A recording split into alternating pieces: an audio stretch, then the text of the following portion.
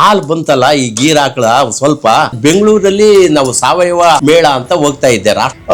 ಕೇಳಿದಾಗ ಅಲ್ಲಿ 80 ರೂಪಾಯಿ ಲೀಟರ್ ಹಾಲಿತ್ತು. ಡೈರಿಗೆ ಬರೀ 25 ರೂಪಾಯಿ ರೇಟ್ ಇತ್ತು. ನಾನು ಹೆಂಗಪ್ಪ ಇದನ್ನ 80 ರೂಪಾಯಿ ಪಡೆಯೋದು ಅನ್ನೋ ಯೋಚನೆ ಬಂತು. ಕಷ್ಟಗಳು ನಮ್ಮನ್ನು ಚೆನ್ನಾಗಿ ಬೆಳೆಸುತ್ತವೆ, ನಷ್ಟಗಳು ಜಾಗರೂಕತೆಯನ್ನು ಹೆಚ್ಚಿಸುತ್ತವೆ, ಸಮಸ್ಯೆಗಳು ಸಬಲರನ್ನಾಗಿ ಮಾಡುತ್ತವೆ, ಸವಾಲುಗಳು ಧೈರ್ಯವನ್ನು ತುಂಬುತ್ತವೆ ಅಂತ ನಂಬಿದೆವ.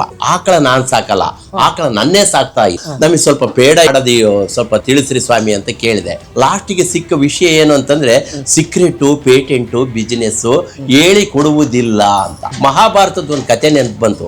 ಏಕಲವ್ಗೆ ದ್ರೋಣಾಚಾರಿ ಹೇಳ್ಕೊಟ್ಟಿದ್ದಿಲ್ಲಲ್ಲ, ನಾನೇ ಒಂದು ಪೇಡ ಯಾಕೆ ಮಾಡಬಾರ್ದು ಅಂತ ಆಲೋಚನೆ ಬಂತು. ಎಷ್ಟೋ ದಿನ ಹಾಲು ಕೆಡಿಸಿದೆ. ಅವಾಗ ನಮ್ಮ ಹೋಮ್ ಮಿನಿಸ್ಟರ್ ತಗೊಂಡು ಬಯಸ್ಕೊಂಡೆ. ಅದೇ ಹುಬ್ಬಳ್ಳಿಯಲ್ಲಿ ಒಂದು ಕಾರ್ಯಕ್ರಮ ಆಯ್ತು, ಸೇವಾ ಸಂಗಮ ಅಂತ. ಅಲ್ಲಿ ತಾಂಡೋಗಿದ್ದೆ 2 ದಿನ ಹಬ್ಬ ಹಾಲಿನ ಪೇಡನ. ನಂದು 2 ದಿನ ಖರ್ಚಾಗ್ಬಿಡ್ತು. 3ನೇ ದಿನದ ಬಂದ್ರು, ಕೇಳಿದ್ರು, ಇಲ್ಲ ಅಂದೆ. ನಮ್ಮ ಪೇಡ ಮೀರಿಸ್ಬಿಟ್ಟಿದೆಯಲ್ಲಪ್ಪ ಅಂತಂದ್ರು. ನನಗೆ ಬಹಳ ಖುಷಿ ಆಯ್ತು ಸರ್ ಅವಾಗ.